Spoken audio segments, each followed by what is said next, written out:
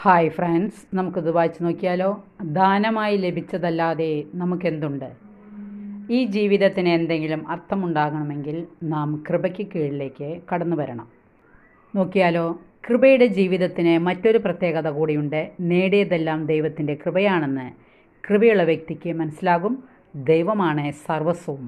ദൈവം തന്നതല്ലാതെ ജീവിതത്തിൽ ഒന്നുമില്ല. ദാനമായി ലഭിച്ചതല്ലാതെ നമുക്കെന്തുണ്ട്? സഹിക്കുവാനും ക്ഷമിക്കുവാനും സ്നേഹിക്കുവാനും സാധിച്ചത് ദൈവത്തിൻ്റെ കൃപയാണ്. അല്ലാതെ തൻ്റെ മേന്മയല്ല എന്ന് എവിടെയും അവർ വിളിച്ചു പറയും എന്ന് മാത്രമല്ല, അതുതന്നെയാണ് അവർ വിശ്വസിക്കുന്നതും സത്യവും. കൃപയുള്ളവരാവാൻ നമുക്കും പ്രാർത്ഥിക്കാം. ഈ ജീവിതത്തിന് എന്തെങ്കിലും അർത്ഥമുണ്ടാകണമെങ്കിൽ നാം കൃപയ്ക്ക് കീഴിലേക്ക് കടന്നു വരണം. യേശുക്രിസ്തു വഴി നമുക്ക് ലഭിച്ചിരിക്കുന്ന അമൂല്യ നിധിയാണ് കൃപയുടെ ജീവിതം.